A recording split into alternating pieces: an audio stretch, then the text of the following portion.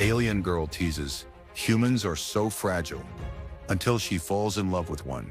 The impact wasn't spectacular, more a violent crumple into something yielding but unforgiving. Ethan wasn't sure what had happened to his scout craft. A navigation error? A solar flare? An unexpected pocket of gravitic weirdness? Whatever it was, it had put him down hard on a world the survey had flagged as arid, uninhabited, low priority. Surveys were sometimes hilariously wrong. The air wasn't exactly breathable without filtration, thin and smelling of ozone and hot metal, but the suit was mostly intact. He climbed out of the mangled cockpit, the alien sand if you could call it that. It was more like crushed, iridescent crystal crunching under his boots. The landscape was breathtakingly desolate. Towering rock formations, sharp and crystalline, rose like shattered teeth from the shimmering ground.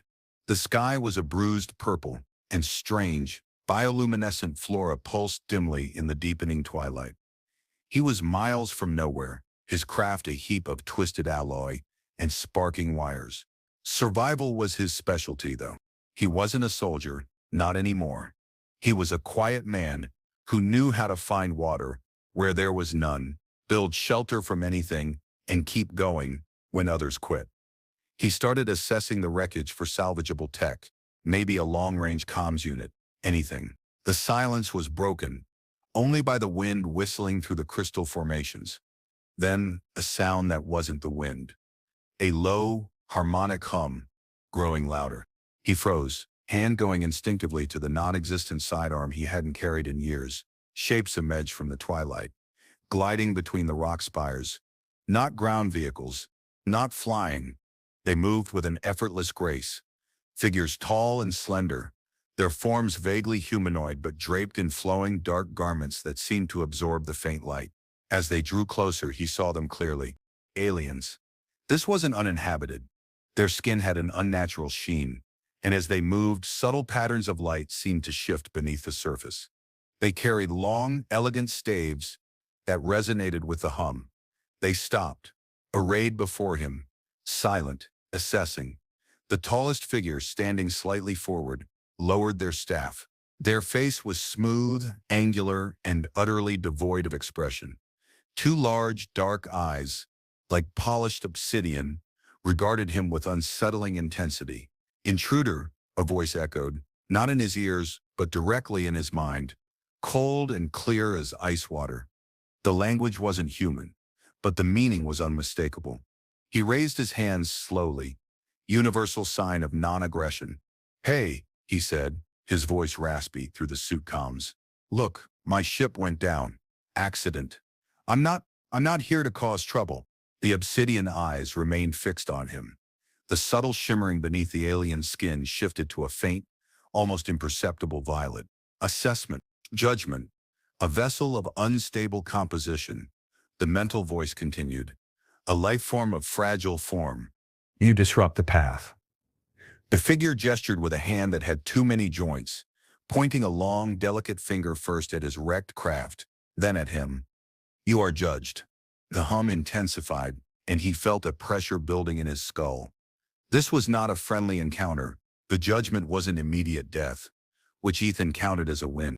It was capture. The aliens, who called themselves the Lyran, moved with unnerving speed and coordination. They disarmed him swiftly, though his survival knife seemed to perplex them more than his non-functional comms unit. They used crystalline restraints that hummed with the same energy as their staves, wrapping around his wrists and ankles with impossible strength. The leader, the one who had spoken in his mind, was Kaylin. He learned her name, or its closest approximation his translator could render, from the formal, telepathic exchanges among the Lyran. She was clearly in command, her movements efficient, her gaze constantly sweeping their surroundings. She rarely looked directly at him, her attention focused on the path ahead, the position of her retinue, the subtle signs in the shimmering landscape. "This one," Kaylin projected to her group, the thought clear in Ethan's mind as well, "requires transport. Its structure is insufficient for the march." March? He was being taken somewhere, and apparently his legs weren't up to the job. They produced a kind of floating stretcher, woven from luminous fibers, and levitated him onto it. It was humiliating, but given the alternative, he didn't complain. As they moved, gliding over the crystalline sand, Ethan observed their bodies were slender, almost brittle-looking, yet they moved with surprising strength and agility. Their faces, while similar, had subtle variations in the patterns beneath their skin and the structure of their facial plates. Kaelin's patterns were the most subdued, the violet shimmer from earlier now gone, replaced by a cool, steady blue that seemed to deepen when she focused intently. "Where are you taking me?" Ethan ventured, speaking aloud through his suit's external speaker. Kaelin paused for the barest fraction of a moment. She didn't look at him. "You are taken to the resonant shrine," she projected, "for final judgment during the convergence." Resonant shrine, convergence, it sounded ominous and very ritualistic. "Look," Ethan tried again. "Is there someone I can talk to? An ambassador? My people, they'll be looking for me eventually." A faint, almost imperceptible pulse of amusement rippled through the group consciousness, originating, he suspected, from Kaelin. It felt less like humor and more like observing a curious, slightly pathetic insect. "Your people," Kaelin's thought came, sharp and dismissive, "are not on the path. They do not walk the convergence. Your concerns are irrelevant to the right." "The right." "Right. More rituals. So I'm just interrupting something important?" he asked, trying to gauge the level of trouble he was in. Kaelin finally turned her head, her dark eyes meeting his. There was no warmth, no malice, just objective assessment. "You are an anomaly," she stated, her voice echoing telepathically. "A disruption. The mercy of Kaelin's lineage cannot be delayed. Your presence must be evaluated for its threat to the integrity of the convergence." Integrity of the convergence. Great. He was a potential threat to an alien ritual on an arid planet he'd crashed on by accident. "All right," he sighed, settling back on the uncomfortable floating litter. "Just so we're clear, crashing wasn't part of my plan. I'm more of a low-impact kind of guy." Another ripple of that strange, cold amusement. It was unnerving. He couldn't read her at all. Her face was a mask, her telepathic presence purely functional. The only hint of internal state was the subtle shift in her skin's luminescence, and even that was carefully controlled. This woman, Kaelin, was a fortress of emotional restraint. "Fragile," she projected again, the word hanging in the air between them. "Your form, your vessel, your mind, easily broken." Ethan wanted to retort, maybe something about how his fragile form had survived crashing on her planet, but the energy it took to simply exist in his bulky suit, in unfamiliar environment, was draining. He was in their hands now, carried along on their strange, silent march towards a judgment he couldn't even begin to understand. The march continued across the shimmering plain. Days bled into nights, marked only by the shifting hues of the perpetual twilight and the different patterns of bioluminescent flora that pulsed in the rock formations. Ethan remained on the floating litter, his crystalline restraints secure. He was given nutrient paste that tasted vaguely of minerals and despair, delivered by one of the Lyran, who wasn't Kaelin. He tried talking, asking questions about their culture, the march, the convergence. The answers were sparse, formal, filtered through Kaelin's telepathic presence, or sometimes just met with silence. Kaelin herself remained distant, leading the procession. She moved with tireless efficiency, her gaze constantly sweeping the horizon. Her subtle skin patterns were still mostly that cool blue, occasionally deepening to a steely gray when she perceived a potential obstacle or threat. "Why are you marching?" Ethan asked, one cycle, the silence pressing in on him. "Where does the path lead?" Kaelin paused her stride a few meters ahead. She didn't turn around. "The path leads the resonant shrine," she projected. "The convergence is the time of joining. The lineages must converge for the rite of passage." Lineages, plural. That explained the rival factions mentioned in the JSON. "Are there other groups doing this?" he probed. "Other lineages?" "Naturally," Kaelin replied, thought tinged with something he couldn't quite place. Maybe weariness, or perhaps just simple statement of fact. "The convergence requires the union of the principal lineages at the peak of the planetary resonance cycle. Kaelin's lineage, the lineage of swift passage, and the lineage of deep roots, among others. Though the lineage of deep roots has become problematic. Problematic, That sounded like rivals. Problematic how? They dispute the timing, Kalen said, her voice sharper now, the blue on her skin flickering. They claim the omens favor a delay, a different path. Their leader, Vorn, seeks to impose his will upon the convergence. It is a disruption. Like you, she lumped him in with their internal political strife. Great. So I'm caught in the middle of an alien political squabble? Ethan summarized. Kalen didn't respond directly, but the silent affirmation was clear. He noticed that the other Larawin grew more tense when the lineage of deep roots was mentioned. Their subtle skin patterns shifted to agitated reds and oranges for brief moments before they regained control. Emotional self-restraint was clearly a core value, perhaps ritualistically enforced. Ethan found himself studying Kalen. She was a master of that restraint. He tried to catch her off guard, asking unexpected questions, making observations about the landscape or the strange flora. He told her a joke about a human and a Regilian walking into a bar. Blank stare, no humor. He pointed out a particularly vibrant patch of pulsing flora and said, "Looks like a rave for plants." Silence, he sighed. Tough crowd. Kalen finally addressed him directly, her telepathic voice calm, measured. Your attempts at light communication are confusing. They lack purpose. The purpose is to pass the time, Ethan said. To connect, to see if you're not all ancient Stoic statues. He saw the faintest flicker of something in her eyes, a momentary widening. The blue deepened, then steadied. Emotion is a distraction on the path, she stated. Restraint ensures clear judgment. Yeah, well, emotion is kind of a core operating system for humans, Ethan countered. It's messy, but it tells us we're alive. And sometimes, it helps us understand each other. He saw no indication that she understood. She was alien in a way that went beyond physical form. Her very processing seemed fundamentally different. Yet there was something in her intensity, in the way her dark eyes seemed to take in everything, that held his attention. He was a disruption. She was a tactician, trying to understand it. He was fragile. She was formidable. The power dynamic was clear, but he sensed a subtle tension in her, like a tightly wound spring. Their journey took them through valleys choked with glittering dust and across plains where the ground resonated with a low thrum. Ethan, confined to the litter, watched the Lyran move with an almost otherworldly grace. Their strides long and tireless. He learned to read the subtle shifts in their skin patterns, the cool blues of calm or focus, the fleeting violets of assessment, the rare contained oranges or reds of irritation or alarm. Kalen's remained primarily blue and gray, a testament to her discipline. One cycle, a change in the atmospheric energy, caused the crystalline formations around them to flare with brilliant, unstable light.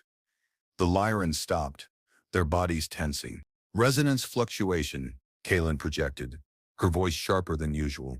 Maintain shields. Ethan felt a faint vibration through the litter. He looked up at the spires, now dazzling and dangerous. What is that? He asked. Energy spikes? Unstable resonance, Kalen confirmed. A hazard of the path. The Deep Roots lineage believes we should wait for it to subside. We believe the convergence window is absolute. The political tension was always simmering beneath the surface. Suddenly the air crackled. Not with natural energy, with something artificial. The Lyran reacted instantly, raising their staves, which flared with defensive energy. Figures emerged from the spires ahead, moving with a different gait, clad in heavier, darker garments. The lineage of Deep Roots. Halt your blasphemous march, Kalen. A voice boomed telepathically, rougher, more aggressive than the Lyran he'd encountered. The path is closed. Vorn commands you to turn back. Kalen stepped forward, her blue light intensifying to a near-white brilliance. Vorn presumes too much, she responded, her voice cold steel. The convergence awaits no lineage. The Deep Roots Lyran opened fire, not with energy blasts, but with focused sonic pulses that struck the Kalen's lineage shields, making them waver. Ethan felt the vibrations rattle his teeth even through his suit. His floating litter, not shielded, dipped precariously. One of the sonic pulses hit a support strut. The litter tilted violently, dumping him onto the ground. The crystalline restraints held, leaving him sprawling and helpless, as skirmish lines formed around him. The human, Vorn's voice roared, filled with contempt. A foul omen, a disruption sent to poison the convergence. Eliminate the aberration. Two of the Deep Roots warriors broke from the main group and advanced on Ethan. He scrambled back, limited by the restraints. Kaelin turned, her eyes fixing on the approaching threat in. For the first time, he saw something flicker in her gaze. That wasn't just tactical assessment. It was a surge of, surprisingly, indignation. He is under my judgment. Kaelin projected, a powerful command that seemed to push back the sonic waves slightly. He is not yours to eliminate. She moved with blurring speed, intercepting the two warriors. Her staff sang with energy, clashing against theirs. The fight was a blur of light and sound. Ethan watched, heart pounding, as Kaelin fought with a grace and ferocity that belied her slender form. She was magnificent, a whirlwind of controlled energy. She disarmed one warrior with a precise strike, sending his staff skittering across the ground. The other lunged at her, but she pivoted, a sweeping move of her staff catching him in the chest. He crumpled, momentarily. This brief distraction, however, cost her. Vorn himself advanced, his staff heavier, radiating raw power. He struck at Kaelin. She parried, but the force was immense. She was driven back, momentarily losing her balance. Vorn moved to press his advantage, his eyes fixed on Kaelin. He seemed to forget Ethan was even there. This was a battle of leaders, of lineages. But as Vorn raised his staff for a finishing blow against Kaelin, Ethan saw it. A small, jagged piece of crystalline rock, knocked loose by the fight, lay near his hand. It was sharp, desperate, fueled by a primal instinct to protect the one person who hadn't immediately killed him. Ethan strained against the restraints, grabbed the shard and, with a grunt of effort, managed to throw it. It wasn't much, not against Vorn's defenses, but it was a projectile, a sudden, unexpected movement.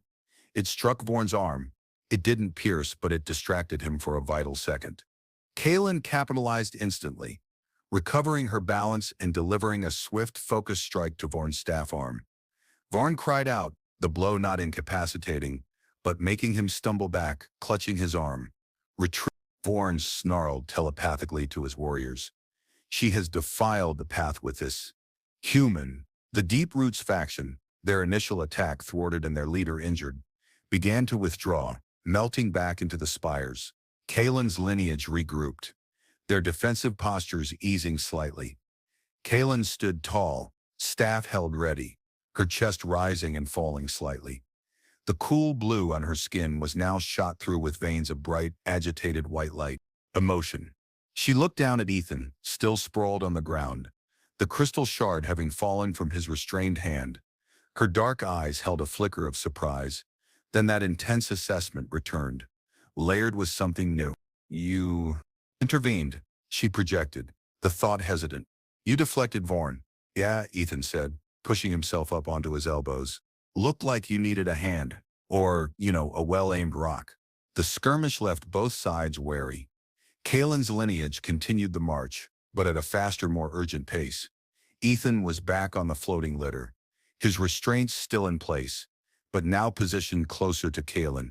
She no longer led from the front, instead staying near him, her gaze constantly scanning the surroundings. The subtle white veins remained visible under her blue skin, a sign of the lingering agitation from the fight, a visible breach in her usual emotional control. Your action was illogical, Kaelin stated telepathically, as they moved. You were restrained, vulnerable. Intervention risked your own elimination. Maybe, Ethan conceded, but you were the only one who hadn't decided to kill me yet. Seemed like a good investment. He saw the faint white veins pulse. Your rationale is based on potential future outcomes, not established fact, she analyzed. Inefficient. Yeah, well, survival isn't always efficient, he retorted. Sometimes it's just doing the dumb thing that keeps you breathing for another minute. She was silent for a long while. The arid landscape continued to unfold, the crystalline spires giving way to vast, flat plains, where the ground shimmered like liquid metal. You are not of the warrior caste, Kaelin projected finally. It wasn't a question. Your form is not built for combat. Yet, you possess instincts of survival. I've had practice, Ethan said. The memory of other harsh places, other times he'd had to rely on wit, and improvisation, rising unbidden. He didn't elaborate. He saw her subtle blue shift to violet again, assessment mode. You risked yourself for what purpose? She asked. Probe. I told you, you weren't trying to kill me, and you were defending me, in a weird way. Plus, he added, because the silence was heavy, I figured if you went down, I'd be next. Self-preservation, mostly. He injected a bit of dry humor, seeing if it would land this time. He felt a slight ripple in her presence. Not amusement, not exactly, but something akin to recognition. Self-preservation is logical, she conceded. The illogical element was your method. A thrown rock? Hey, it worked, didn't it? The white veins pulsed again. It was unexpected. Unexpected. He'd pierced her predictability. That felt significant. They found a temporary sanctuary as the next cycle's twilight deepened. A deep fissure in the ground, narrow and protected from the wind. Kaelin ordered her group to set up a perimeter further out. She remained near the fissure entrance, her back to him, staff upright. We will shelter here until the resonance stabilizes, she projected. The deep roots lineage will likely not pursue into a confined space. They favor open plains. Ethan remained on the litter, watching her. The tension in her shoulders was palpable, even though her movements were controlled. The fight, the breach of her emotional control, had affected her more than she let on. Are you okay? He asked, surprising himself with a genuine concern in his voice. She froze. Her skin patterns flared with white for a moment before she forced them back to blue. She didn't turn around. My function remains unimpaired, she stated formally. Function, Ethan repeated softly. Is that all you are? Function? She didn't answer. The silence stretched thick with unspoken things. He thought about the flicker he'd seen in her eyes when Vorn targeted him, the swiftness with which she'd moved to defend him. It wasn't just about maintaining control over her prisoner. It felt different. He remembered the phrase from his title, the one that felt like a prophecy now. Alien girl teases. Humans are so fragile, until she falls in love with one. Could this cold, formidable tactician ever fall in love? Could she even feel it? He doubted it, watching her rigid back, her perfect, controlled posture. But the white veins under her skin told a different story. Something was stirring beneath that cool surface. And he, the fragile disruption, had somehow been the catalyst. Sheltering in the fissure deepened their forced proximity. The space was cramped, dark but for the faint bioluminescent moss clinging to the walls. Kaelin remained near the entrance, ever vigilant. Ethan, still on the litter, was close enough to hear her shallow breathing, to feel the subtle resonance of her presence. The other Lyran were further out, creating a buffer. Your lineage, Ethan began, his voice low, breaking the tense silence. Kaelin's lineage, what does the swift passage mean? Kaelin sighed, a soft sound that was more a release of pressure than fatigue. She turned slightly, leaning against the rock wall, her dark eyes visible in the dim light. It is our history, she projected, her voice carrying a rare hint of something other than pure information, perhaps reverence or melancholy. We were the ones who charted the original path, who learned to navigate the unstable resonances, to tie the march perfectly with the planetary cycles. We were known for our speed, our certainty, and the lineage of deep roots. They are the guardians, she said, a age entering her tone. Those who remain behind, protecting the sacred sites, the ancient knowledge. But guardians can become possessive. They believe the path is theirs to control, not merely preserve. So it's a family feud, essentially. Ethan summarized using an Earth idiom. Kaelin was silent. He sensed her processing the term. A dispute over ancestral recognition and rightful authority, she corrected. Her language precise. The convergence requires all principal lineages to participate. The right binds us, reaffirms the ancient oaths. Vorn seeks to break that bond, to assert dominance. And me? Ethan asked. Where do I fit in your ancient oaths and bond-breaking? You are an unknown variable, Kaelin admitted, her gaze meeting his, holding. You are not accounted for in the prophecies or the rituals. Your presence, it disrupts the flow. Some believe you are an ill omen, a sign the convergence should not proceed. Vorn uses this belief to justify his actions. And you, he pressed. What do you believe? She looked away, back towards the fissure entrance. The white veins under her skin pulsed faintly. My belief is irrelevant, she stated, the coolness returning to her voice. My function is to ensure the march reaches the resonant shrine, to participate in the rite, regardless of omens or disruptions. My judgment of you must be made according to the law. What is the law? That which threatens the convergence must be neutralized, she said simply. His stomach tightened, neutralized. And if I don't threaten it, then your fate is determined by the outcome of the rite and the will of the assembled lineages, she replied. Not exactly comforting. He watched her, silhouetted against the faint light. She was so dedicated, so bound by duty and tradition. He thought about her buried grief. You mentioned the march of Kalen's lineage, he said softly. Is Kalen your name or the name of your lineage? She paused.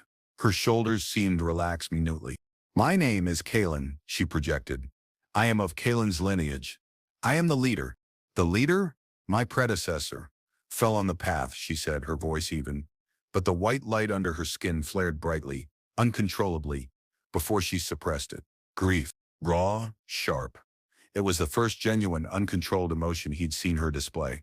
It hung in the air between them, thick and heavy. I inherited the leadership, she finished, her voice tight. So she wasn't just a tactician. She carried the weight of command and recent loss. This cold, controlled alien woman was grieving. The shared moment of vulnerability, however brief, shifted something between them. He saw her not just as an alien judge, but as a being carrying a heavy burden, forced into a role she might not have been ready for. And she had seen him, the fragile human, act with illogical courage. The rigid lines of duty and judgment were beginning to blur. They emerged from the fissure, the danger temporarily passed, but the air remained charged with the threat of the deep roots lineage. The march resumed, faster now, driven by the urgency of reaching the resonant shrine before Vorn could mass another attack or convince other lineages to abandon the convergence. Kalen remained close to Ethan, her vigilance unwavering. The brief, raw display of grief in the fissure seemed to have cracked her emotional facade, leaving her just slightly more accessible. She still spoke formally, still maintained her controlled posture, but she occasionally looked at him, truly looked at him, with an intensity that went beyond assessment. The rite of passage at the convergence, Ethan asked one cycle, trying to understand what awaited him. What does it involve? Kalen hesitated. Her blue skin had a faint, underlying pulse of yellow now, curiosity or consideration. It is the union, she projected finally. The convergence of energies, of history, of purpose. The lineages synchronize their vital rhythms, their pulse resonance. It reaffirms our interconnectedness, ensures the balance, the planetary resonance cycle. It is vital for the world's stability. Synchronized pulses? Ethan felt a prickle of unease. How exactly does that work? Kalen's gaze became distant, as if looking inward. It requires physical contact, she splayed. Skin to skin, typically hand to hand, heart to heart. The elder or leader of each principal lineage facilitates the sync. It is a merging, a sharing of fundamental frequency. It requires absolute trust and synchronization. Skin to skin, merging, trust, synchronization. The ritual sounded incredibly intimate, and she was the leader of her lineage. Would she be performing this sync with someone? Is it a pairing ritual? Ethan asked, thinking back to the Jason options. Kalen's skin flared with startling white light for a moment, then she regained control, forcing it back to yellow and blue. It is a ritual of union, she stated, her voice stiff. Of lineages, not individuals. Though historically, leaders often perform the sync in established pairs. Established pairs. Had she had one? Was this tied to her grief? What happens if the sync isn't perfect? Disruption, she said, the word sharp. Instability. At best, the ritual fails. At worst, the energies are chaotic, harmful. Harmful how? He didn't ask. He could feel the weight of this convergence, this rite, pressing down on her. It wasn't just a political squabble. It was tied to the very stability of their world, and his accidental arrival had thrown a wrench into everything. You are a disruption to the synchronization, Kalen stated, looking at him again, her eyes searching. Your energy signature is foreign, unstable. Great, Ethan muttered. So I'm not just an ill omen, I'm a walking energy hazard. Your resonance is chaotic, she corrected. Precise as always. It does not align with the natural cycles of Xylos. Xylos. So that was the planet's name. Exalos is a beautiful name, he said genuinely. The shimmering landscape, the vibrant, dangerous energy, it did have a stark beauty. Kaylin seemed taken aback by the simple compliment. Her skin shifted to a pale green, a color he hadn't seen before. Curiosity? Pleasure? Hard to tell. The ancient tongue names it world of singing crystals, she projected softly. Singing crystals. He liked that. My world, he said, the thought forming in his mind before he could stop it. We call it Earth, world of soil and water. Soil and water, Kaylin echoed, testing the words telepathically. Different elements, different resonance. Yeah, Ethan agreed. Guess we're different species. He met her gaze. The green faded, the blue and yellow returning. But the intensity remained. They were different, yes. But for the first time he felt a connection that wasn't just prisoner and captor, or judge and judged.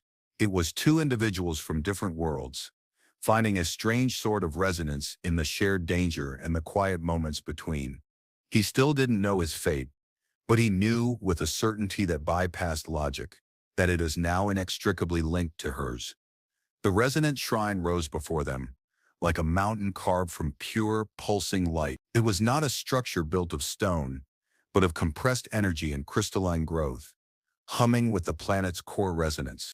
Pathways spiraled up its sides lined with figures, other Lyran lineages, arriving for the convergence. The air here was thick with energy, making Ethan's suit filtration work harder. Kaylin's lineage joined their designated path, merging with a slow-moving stream of other Lyran, all draped in similar dark robes, their skin patterns a kaleidoscope of controlled light. The tension was palpable. Ethan remained on the floating litter, his restraints still on, but now seen by dozens, perhaps hundreds, of other Lyran. They stared, their silent telepathic assessment washing over him. Curiosity, confusion, suspicion, outright hostility. He heard snippets of their thoughts, unfiltered by Kaylin's more controlled presence. The abomination, a disruption, an ill omen. Kaylin, walking beside his litter, seemed oblivious to their stares, her focus entirely on the path ahead, the complex energy readings she was monitoring, and the presence of the other lineages. The lineage of deep roots was there, their path parallel to Kaylin's lineage, a visible gap maintained between them. Vorn, his arm bandaged with glowing fibers, stood at the head of his line, his dark eyes fixed on Kaylin with undisguised enmity. He looked at Ethan, and the telepathic wave was a blast of pure hatred. He contaminates the right. He will break us. They are agitated by your presence, Kaylin projected to Ethan, stating the obvious. They believe your foreign resonance will shatter the convergence. And you? Ethan asked. Do you believe that? Kaylin's gaze swept over the other lineages, calculating. Belief is secondary to empirical data, she stated. Your resonance is anomalous. Whether it is inherently destructive or merely incompatible is yet to be determined. The right will provide the answer. The right, the sync, the merging. It was coming soon. They reached a wide platform halfway up the shrine. Leaders of the principal lineages gathered at the center, forming a circle. Vorn was there, his presence radiating hostility. Kaylin moved towards the circle, her stride confident, her blue and yellow skin patterns steady. The rest of her lineage halted, forming a Ethan was left on the litter, just outside the circle of leaders. The air thrummed with power. The ground beneath him vibrated. The resonant shrine pulsed brighter. An elder, ancient, and radiating immense calm stood in the center of the circle. The convergence begins. The elder's voice echoed in everyone's minds, deep and resonant. Lineages, prepare the heart sync, reaffirm the bond. The leaders extended a hand towards the center, palms open, their skin patterns flared, light pulsing from their fingertips. Kaylin extended her hand, her profile sharp against the luminous backdrop. Then the elder's gaze fell on Ethan, and then on Kaylin. Kaylin of swift passage. The elder projected. Your lineage carries an anomaly, an unbound resonance. The telepathic weight of every Lyran present focused on Kalen, then on Ethan.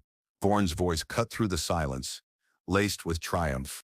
He is an ill omen, an impurity. He must be purged before the sink contaminates the whole. Other voices joined in, a chorus of fear and anger. Purge him. Remove the destruction.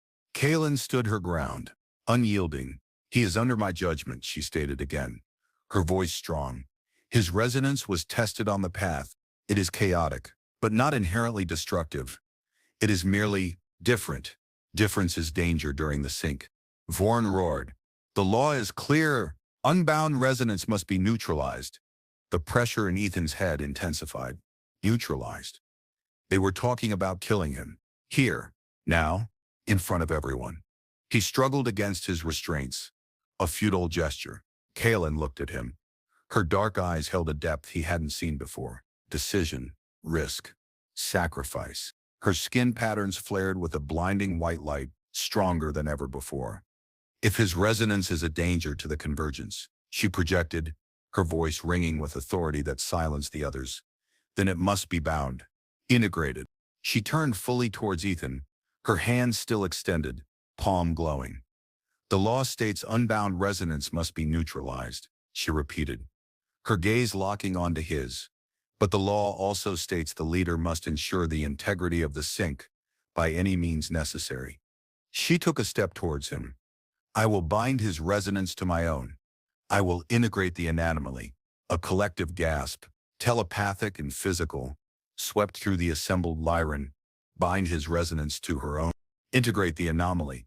This was not standard procedure. Vorn's face twisted in outrage. You cannot. That is unprecedented.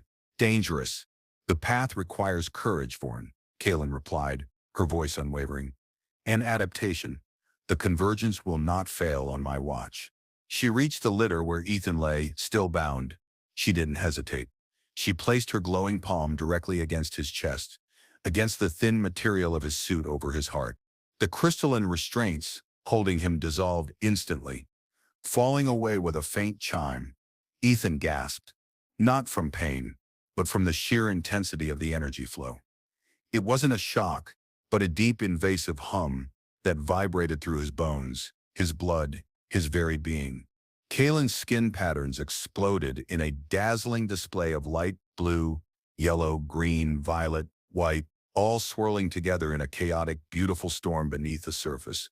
He felt her thoughts, not filtered or formal anymore, but raw and overwhelming. Duty, risk, loss, grief, focus, purpose, and something else. Curiosity, protection, acknowledgement of his resilience. A hesitant tendril of his own presence flooded into her. The taste of salt and fear, the sight of a distant blue world, memory of cold rain, the smell of damp earth, the warmth of sun on skin, the ache of loneliness, the stubborn refusal to break, the unexpected surge of concern for her in the fissure.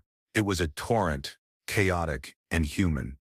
He felt her initial rigidity, the shock of his raw, unfiltered emotions, then a profound stillness as she absorbed it, processed it. Their heartbeats, so different in rhythm, began to pulse in a strange, synchronized harmony.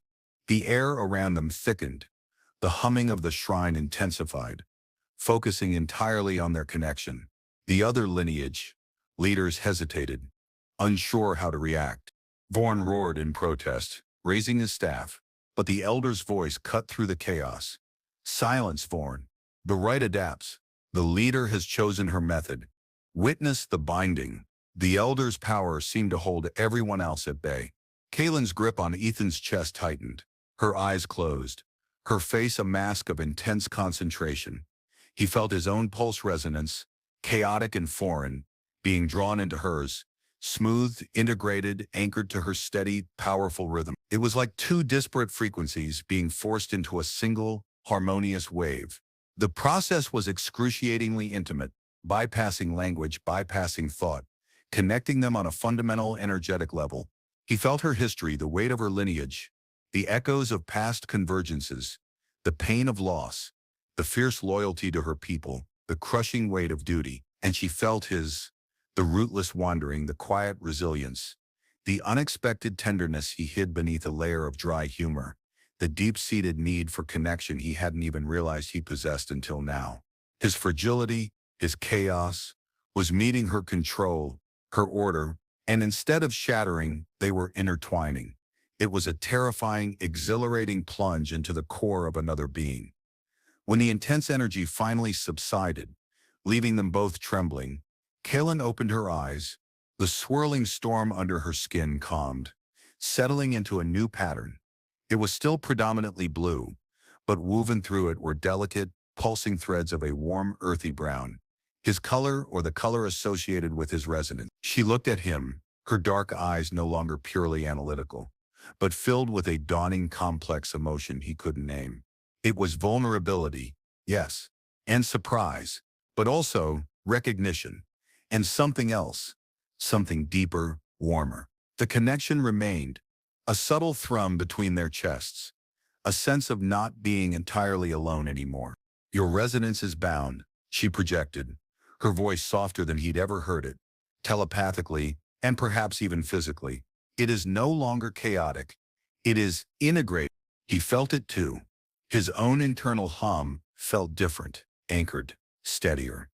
The fear was still there, the confusion, but overlaid with a profound sense of calm he hadn't felt in years. He looked at her, this alien woman who had just performed a ritual that felt more intimate than anything he'd ever experienced. Yeah, he managed, his voice husky. I felt that. The silence on the platform was absolute. All eyes were on them. The rite of convergence was fundamentally altered.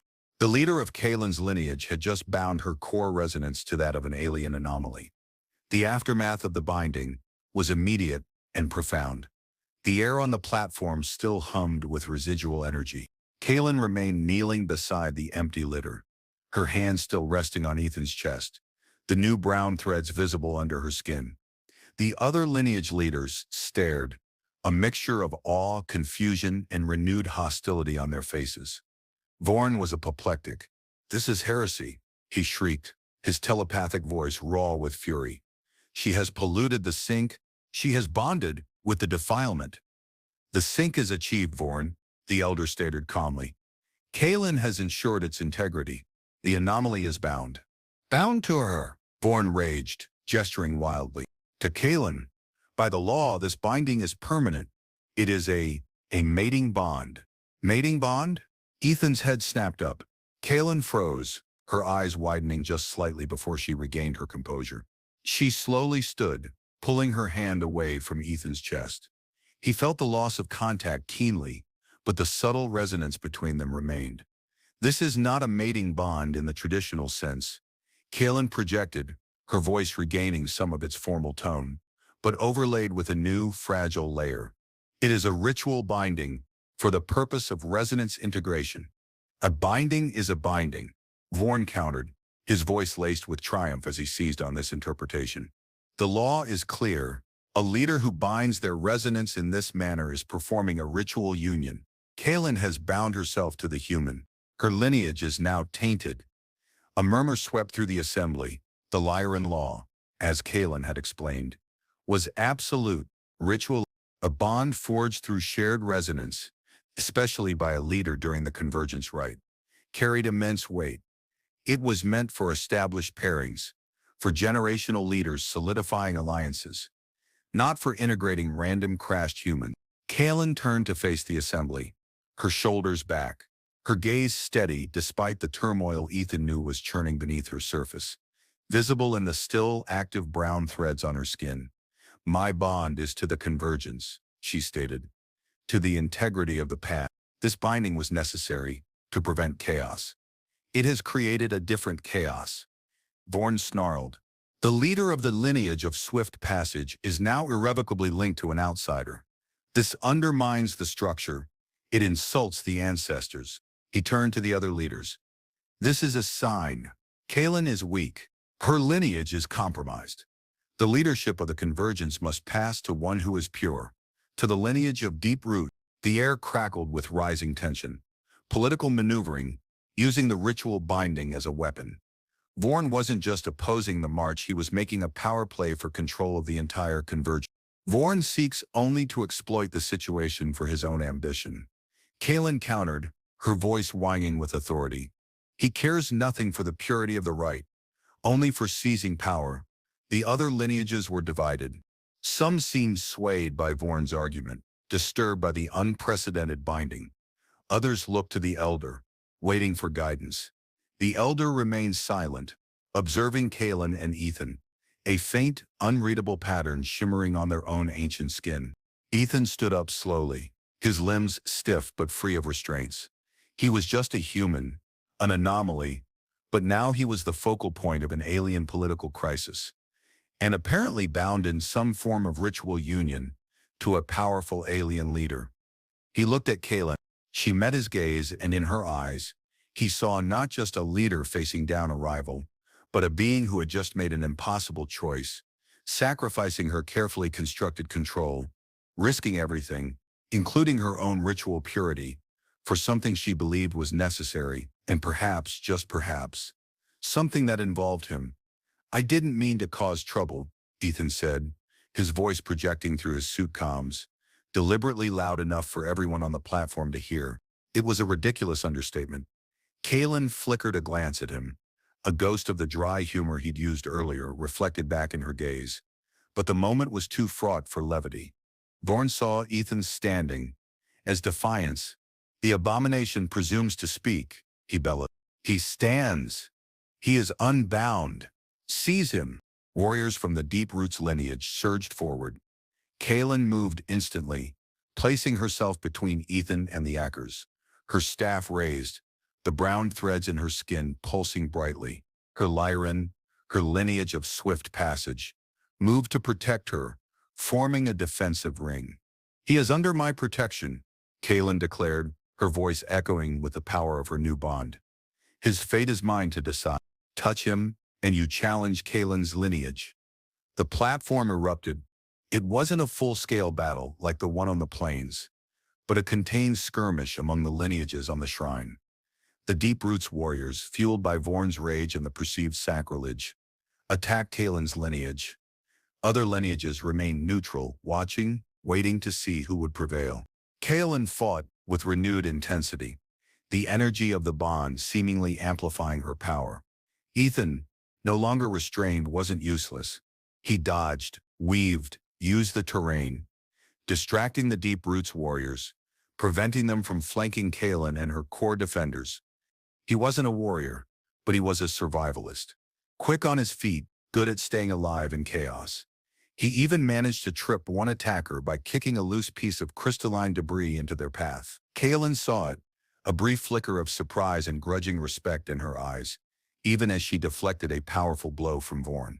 "Your disruptive presence is useful," Kaelin projected, her voice strained with effort.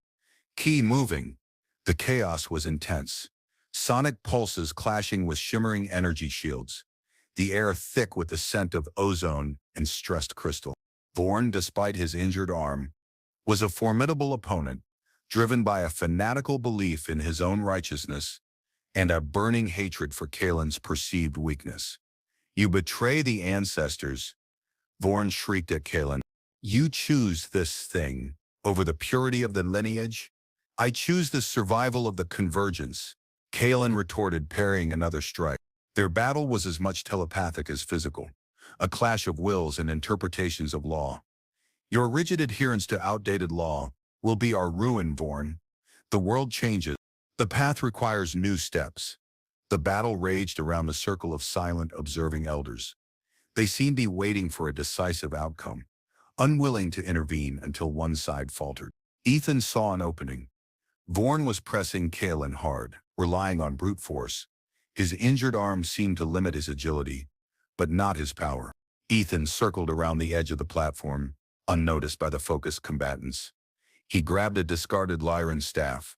It felt alien and heavy in his hands, but it resonated faintly with the shrine's energy. It didn't respond to his will like the Lyrans did, but it was a solid length of pulsing crystal. He saw Kaelin stumble back under a barrage of Vorn's blows. This was it, his chance. Drawing on some hidden well of adrenaline and the strange, anchoring energy of the bond, Ethan ran towards Vorn's exposed flank. "Hey, Vorn!" he yelled, a purely human sound cutting through the telepathic noise. Vorn, surprised by the physical sound, turned his head for a fraction of a second. That was all Kaelin needed. With a surge of energy, her staff flared with blinding light. She struck Vorn's injured arm, not a deflection this time, but a direct, focused blow designed to disable. A crack echoed through the platform. Vorn screamed, a sound of agony and defeat, dropping his staff and clutching his now clearly broken limb. His warriors, seeing their leader fall, hesitated. Kaelin stood over Vorn, victorious but visibly weevily. Her skin patterns were a riot of pulsating color, the brown threads prominent. "The lineage of deep roots is defeated," Kaelin projected, her voice strained but clear. "The disruption is quelled. The convergence may proceed." The other lineage leaders, their neutrality no longer tenable, telepathically acknowledged her victory. Vorn's remaining warriors, demoralized, began to retreat, helping their injured leader. The elder's voice returned, calm and powerful. "The leader of Swift Passage has defended the right. The binding is recognized by conflict." Recognized by conflict. The chaotic, unexpected fight had somehow validated Kaelin's unprecedented action. According to their law, Kaelin 10, her gaze finding Ethan across the platform. He dropped the borrowed staff, his hands shaking slightly. She walked towards him, the distance between them feeling both vast and non-existent due to the bond thrumming between their chests. She reached him, stopping inches away. Her skin shimmered, the brown threads intertwined with her blue, a living testament to their connection. She raised a hand, not with a weapon, but hesitantly towards his face. She didn't touch him, just held her hand there, her dark eyes searching his. The fight was over. The tension had released, leaving behind a profound, overwhelming intimacy born of shared danger and ritualistic binding. "You fought," Kishi projected, the statement tinged with disbelief in something that felt like wonder.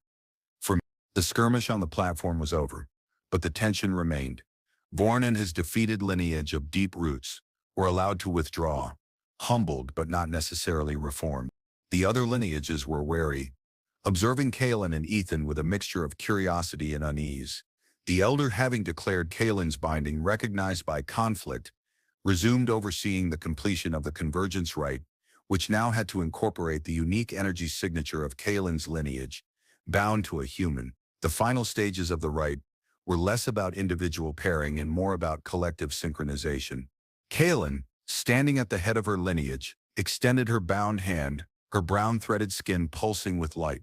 The others in her lineage extended theirs, connecting to her, then outwards, their energies flowing through her, through the bond, to Ethan, and back again, integrating his resonance into the ancient, collective harmony. Ethan, standing beside Kaelin, felt the immense power of the lineages flowing through him, washing over him. It was overwhelming, humbling. He was no longer just an anomaly. He was now a part of something ancient and vast. The ritual was completed without further incident. The planetary resonance cycle stabilized, the energy of the shrine settling into a deep, steady hum. The convergence was a success, albeit one that had defied millennia of tradition. Afterwards, the lineages began to disperse, heading back down the spiral paths of the shrine. Their purpose fulfilled, Kaelin's lineage gathered around her and Ethan, their expressions still varying, some acceptance, some lingering doubt. Kaelin addressed them, her voice formal but carrying the weight of recent events. She explained the necessity of the binding, the validation by the elder, the new reality of their lineage's connection to the human. Her people listened, their silent telepathic responses, a complex mix of acceptance of her authority and uncertainty about the future. As her lineage began their return journey down the shrine, Kaelin remained with Ethan for a moment, standing apart from the others. The noise of the dispersing crowds faded. They were alone in a pocket of quiet, the resonant shrine towering above them, the arid landscape stretching out below. The bond between them felt different now, settled, less like a chaotic torrent, and more like a steady, warm purn beneath the surface. Kaelin turned to him, her face still, but her eyes spoke volumes. The brown threads in her skin were a permanent part of her pattern now, a visible sign of their bond. The convergence is complete, she projected softly. Her voice meant only for him. The immediate threat from Vorn's disruption is contained. My lineage is safe. For now. She hesitated, then looked down at her hand, the one she had used to bind them. The binding, it is permanent. A connection forged at the core of our being. It is unprecedented. Yeah, Ethan said, reaching out hesitantly and touching her hand.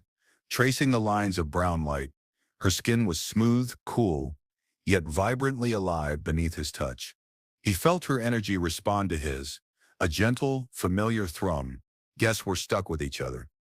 A faint, almost imperceptible wave of something like amusement, warmer this time, rippled from her. Stuck, she echoed, trying the word. An inadequate descriptor for a profound resonance integration. Right, resonance integration, Ethan smiled slightly. Sounds a lot less permanent than stuck. She looked up at him, her dark eyes holding him. There was no trace of the cold tactician now. She was vulnerable, exposed by the ritual, by the fight, by the sheer weight of what had just happened. My people, they are uncertain, she admitted, the projected thought tinged with weariness. A leader bound to an outsider. It challenges everything they understand. I know, Ethan said. It challenges everything I understand, too. He squeezed her hand gently. What happens now? To me, to us? Kalen looked out over the arid landscape, the setting sun painting the crystal spires in fiery hues. We return with my lineage, she projected. We face the challenges, the political fallout, the integration. My judgment of you was to determine if you were a threat. The right answered that. You are not. You are a part of the weave now. A part of the weave, not an anomaly, not a disruption, but integrated. And your grief? He asked softly, remembering that raw moment in the fissure. The brown threads pulsed intensely under her skin. It is still there, she admitted, but it is no longer solitary. Your presence, it is a different resonance within it. It wasn't a confession of love, not in human terms, but it was deeply, profoundly intimate. She had let him touch her grief, resonate with it, and somehow it had changed its nature. Is this what your culture means by a bond? Ethan asked, needing clarity, needing to understand the weight of the mating bond Vorn had thrown at them. Kalen turned back to him, her grip on his hand tightening. A true bond, in the ancient sense, she projected, her voice low and intense, is a joining of resonance, a sharing of core being, recognized by ritual or conflict. It is not easily broken. It signifies a shared path, a shared future. Yes, human Ethan, this is a bond. Her eyes held his, and in their depth, he saw the reflection of their intertwined lights, the blue and the brown, the arid world, the dangerous ritual, the rival lineage. They had forced them together, stripped away their defenses, and forged a connection that transcended species and culture. She had called humans fragile. Maybe they were, but maybe their fragility allowed for a different kind of strength, a different kind of connection, one that could integrate even into the ancient, rigid resonance of the Lyran. My name is Ethan, he said, not through his comms, but projecting the thought as best he could, mirroring her earlier soft projection of her name. And I'm not going anywhere. Kalen's skin pulsed with a quiet, steady warmth. Ethan, she echoed, the name settling into her consciousness, now bound irrevocably to her own. Come, the path awaits. Our path. She didn't smile, not in a human way, but the expression on her face, the light in her eyes spoke of a profound shift, a future uncertain and challenging, but one they would face together, two integrated resonances, walking a new path across the world of singing crystals.